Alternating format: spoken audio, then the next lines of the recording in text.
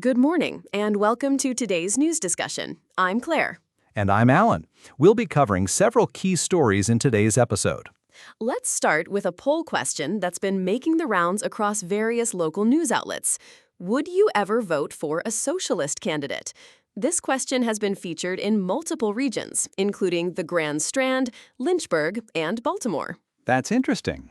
The fact that it's being asked across so many different areas suggests there might be a broader national discussion about socialist candidates.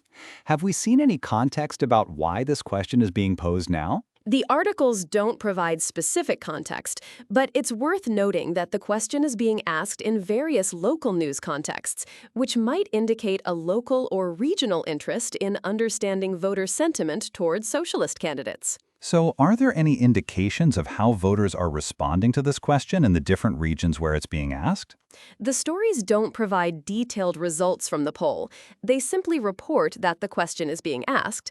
To get a better understanding, we would need to look at the actual poll results or further analysis from these news outlets. That makes sense. It's possible that the results vary significantly from one region to another, reflecting different local political landscapes. Exactly. Local political dynamics can greatly influence voter attitudes. Moving on, let's discuss another story. North Carolina Republican Congressman Chuck Edwards has withdrawn from his re-election campaign. That's a significant development. The reporting indicates this decision came after the House Ethics Committee recommended he be censured for unprofessional and inappropriate conduct toward two young female aides. Yes, the articles suggest a direct link between the Ethics Committee's recommendation and Edwards' decision to drop his re-election bid. This raises questions about the impact of ethical misconduct allegations on political careers. It certainly does. The fact that Edwards withdrew shortly after the recommendation suggests that the potential censure had significant political implications for him.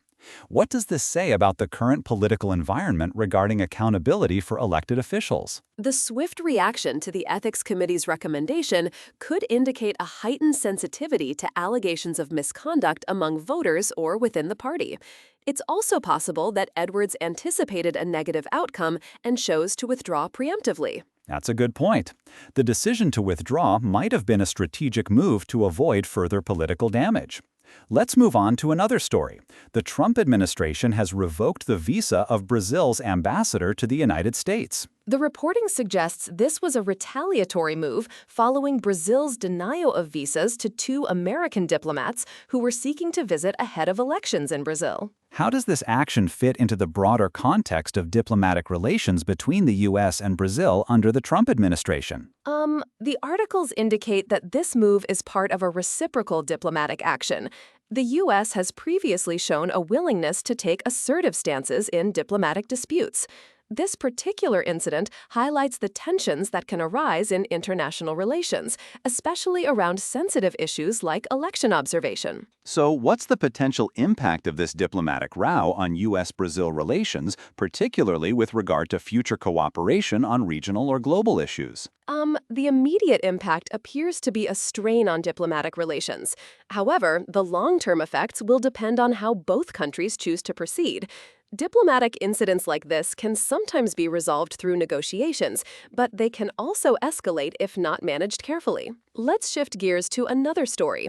Abdul El-Sayed has won Michigan's Democratic nomination for U.S. Senate, defeating U.S. Rep. Haley Stevens. This is significant because it represents a major victory for the progressive wing of the Democratic Party in a battleground state. What are the implications of El-Sayed's victory for the general election? El-Sayed's win positions him to potentially challenge Republican Mike Rogers in the November matchup. The outcome could have important implications for the balance of power in the Senate. Right. Michigan is a crucial battleground state, and the Senate race there could be highly competitive. What does El-Sayed's background bring to the campaign? El-Sayed is known for his progressive stance on various issues. His win suggests strong support for progressive policies within the Michigan Democratic Party. That's an interesting dynamic. The contrast between El-Sayed's progressive positions and potentially more moderate or conservative opponents could lead to a revealing campaign about the priorities of Michigan voters. Let's discuss another story.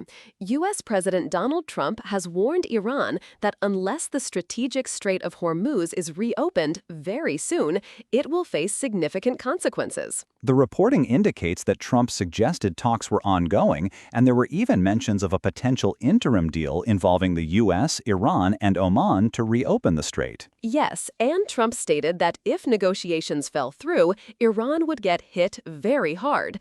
This kind of rhetoric is typically associated with high-stakes diplomatic tensions. So how does this warning fit into the broader context of U.S.-Iran relations and the current geopolitical situation in the region? The Strait of Hormuz is a critical waterway for global oil supplies.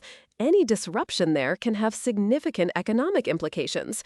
Trump's warning suggests a willingness to take assertive action to protect U.S. interests and potentially stabilize the region. That's a very serious statement.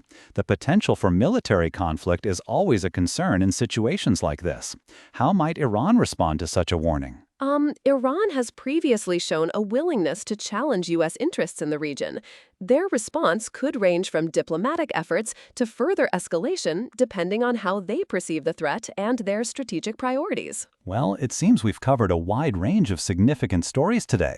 Let's wrap up by considering the broader themes that emerge from these discussions. One common thread is the ongoing political tensions and challenges, both within the U.S. and internationally.